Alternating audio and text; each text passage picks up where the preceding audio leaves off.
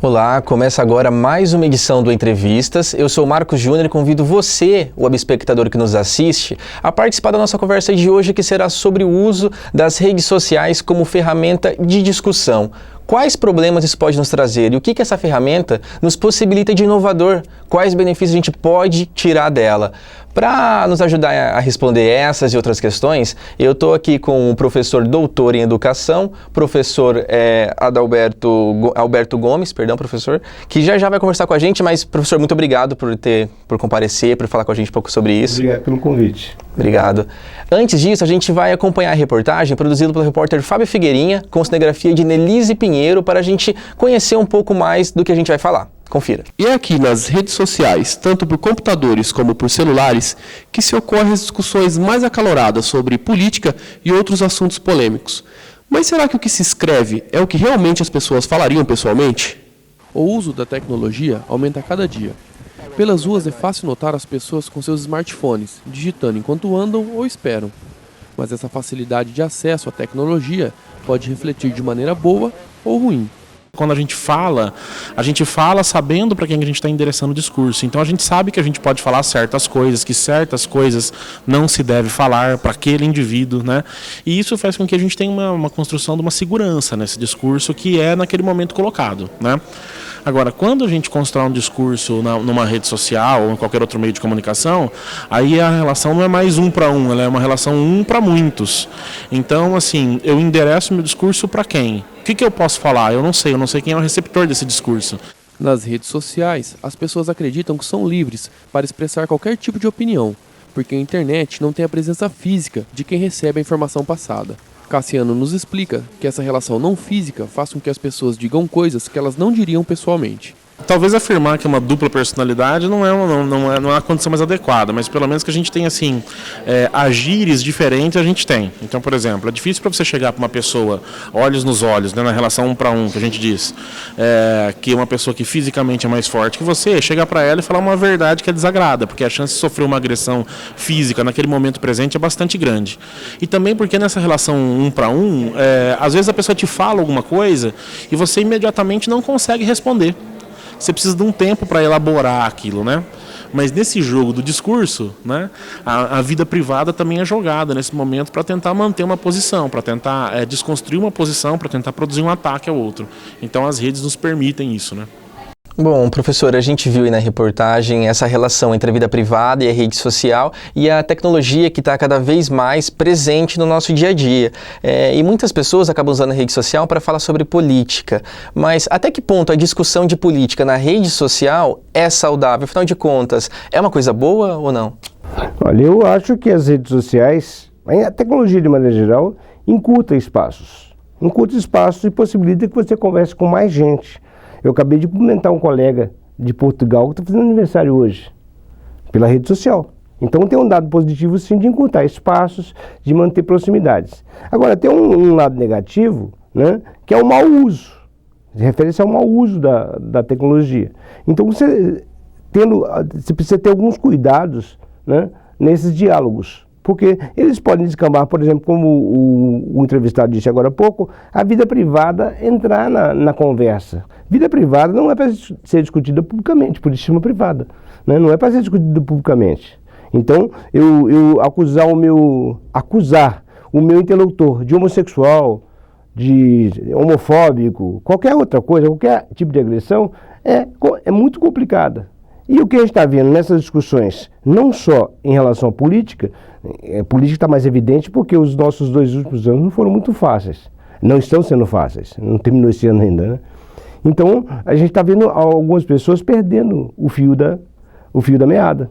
E professor, para ser bem direto, a política, ela se discute ou não se discute? Porque a gente tem algumas pessoas dizem, né, que política você não pode discutir, mas afinal, é possível, a gente deve ou não? Olha, existe um mito, né? Eu ouço isso desde criança. Política, religião e futebol não se discute. Então, se não se discute, não tem graça nenhuma, né? Porque se acompanhar o seu time de futebol, que ganhou, perdeu, jogou mal, e não poder discutir com o outro, mesmo que o outro seja torcedor do time, não tem graça. Então, política também passa por aí. Se você não discute política, não se faz política, porque política é exatamente a arte de parlamentar. E qual que é o limite, dentro da rede social, no caso, entre uma discussão construtiva e algo que chegue a beirar uma agressão verbal, por exemplo? Tem um limite, é uma linha tênue? Como que funciona? Você disse bem, uma linha tênue, é muito frágil, né? O bom senso é que deve comandar esse tipo de discussão, esse tipo de debate. Eu acho saudável que as pessoas troquem impressões, troquem ideias, né? Mas acontece que o bom senso tem que imperar para que essa linha tênue seja mantida. Se perde essa linha tênue, o que pode acontecer é o seguinte, agressão mútua. Porque quem é agredido pode também agredir. Então, você descamba, o debate descamba para a desqualificação do interlocutor. Isso é muito ruim. Isso vem de casa, será? Isso é uma construção da própria educação para você não desqualificar a pessoa, para aprender a ouvir o que ela está dizendo e ter uma discussão saudável em cima disso? Não, acho que é pública, porque em casa você não agride seu pai. Se ele é seu pai mesmo, se ela é sua mãe, se ele é seu irmão, você não agride.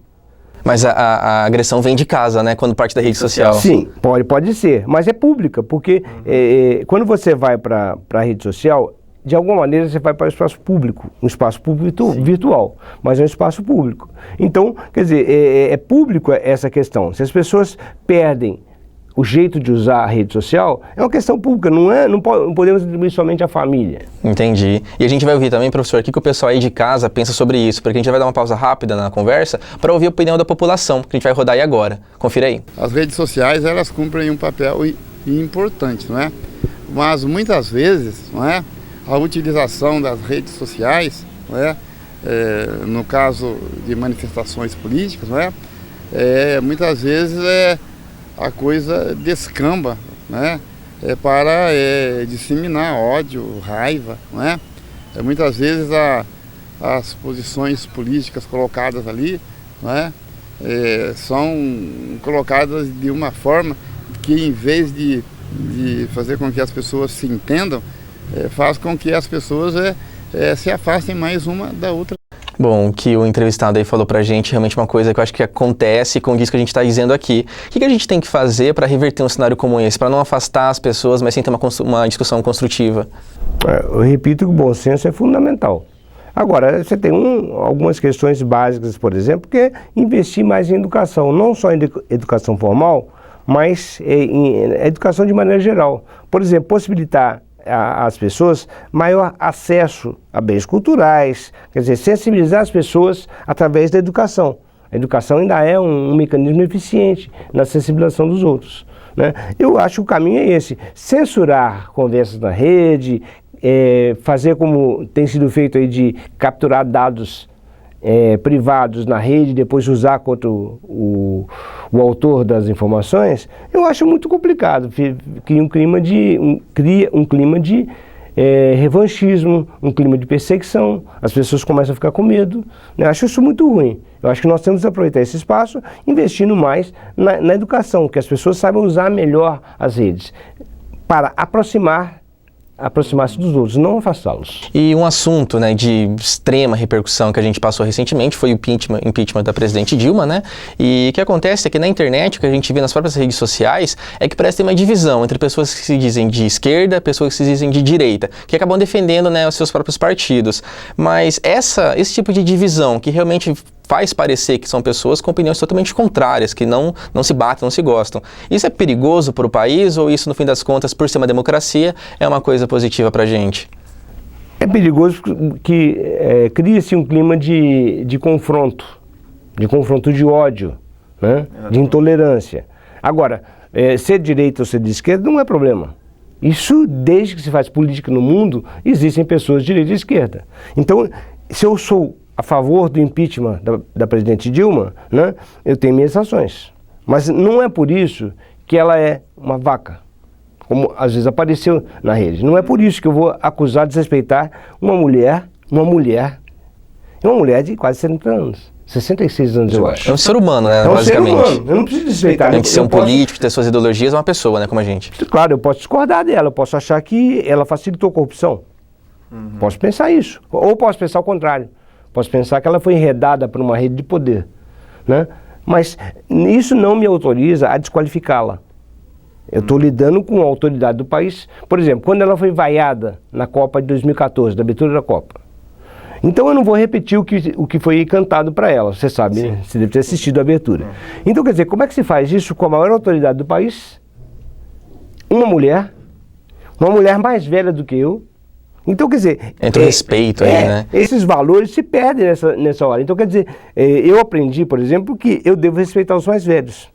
Eu sempre discordei do meu pai, mas sempre o respeitei. Sim, né? Então eu nunca agredi meu pai dessa maneira.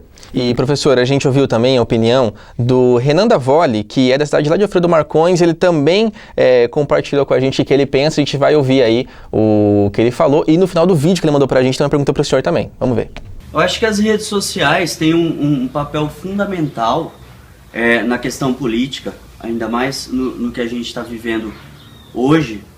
Rede social, no que eu digo, seria mais o Facebook, que é o grande dissipador de informações, onde os grandes jornais têm suas fanpages e postam a todo momento informações, onde as pessoas acabam tendo mais acesso do que assistindo a própria televisão. Eu penso que sobre as discussões que rola, né, nos comentários e tudo mais, eu penso que é natural, cada um tem seu ponto de vista e tem que acontecer mesmo, senão a gente entrar numa alienação total. Só que a respeito de perder amizades, acho que a gente deveria pensar um pouco a respeito, até onde isso é bom, até onde isso não é, e de repente evitar ou relevar e acabar não aceitando, mas respeitar a opinião de cada um, porque cada um tem a sua opinião e etc. E a pergunta que eu deixo para o sociólogo seria se isso sempre ocorreu como está ocorrendo, assim, essas disputas, esses embates acirrados, ou se as redes sociais estão deixando isso mais intenso hoje em dia. E aí, professor, o que dá pra gente dizer? As redes sociais estão deixando mais intenso ou já sempre foi assim? Eu acho que está acirrando, sim. O debate, como a pergunta do interlocutor, o debate sempre existiu. Eu falo de política desde que eu tinha 18 anos de idade. Eu tenho 58, 40 anos falando de política. Eu falo de política na minha sala de aula, porque eu sou professor de sociologia. Então eu falo de política durante o ano todo. Já dei, 30 anos de aulas sobre política. Então política é debate. Não existe política se não há conversa. Se há monólogo, é ditadura, é autoritarismo. Se você assegura o espaço de debate, é importante. Agora, as redes sociais estão acirrando. Por quê? Tem um componente forte aí, por mais estranho que pareça, que chama-se anonimato. Então, às vezes, as pessoas se escondem atrás da rede, né? Porque como eu comentei com você em off, eu posso dizer que eu sou um garoto de 20 anos, estudo jornalismo na Oeste e coloco uma foto do meu filho como meu perfil. Ninguém vai saber. Ninguém vai saber. As pessoas vão me procurar com a cara do meu filho. Coitado do meu filho, ele pode até apanhar na rua, mas eu posso fazer isso. É uma possibilidade, né? Então eu fico escondido pela rede. Então isso é perigoso. Bastante. Agora o debate, a divergência é saudável, ela sempre vai existir. Se não existir, eu penso até em alguns filmes de ficção científica, em que todo mundo faz o que o grande líder manda. E aí me ocorreu agora um filme chamado A Onda, que é um professor que vai fazer um exercício com seus alunos e de repente ele cria um clima de autoritarismo em que todos pensam igual e quem não pensa igual é discriminado. Um filme alemão, né? Então é muito perigoso, é muito delicado, né? Sim. E bom, professor, a gente vai dar mais uma pausa rápida aqui, porque a gente vai novamente ouvir aí o que as pessoas pensam nas ruas. Se usa o termo briga, a gente imagina discussões assim, a flor da pele, sabe, com ofensas e tal. A partir do momento que tem ofensa, eu acho super errado, porque não tem necessidade de ofensa e de inimizades por causa de política, né? Seria bom se discutisse, mas que as pessoas tivessem mais conhecimento, né, buscassem mais conhecimento, porque eu vejo que muitas vezes nas redes sociais as pessoas falam, mas não tem um embasamento teórico, não tem um conhecimento, falam repetem aquilo que outras pessoas estão falando, sem buscar um conhecimento mais aprofundado da questão.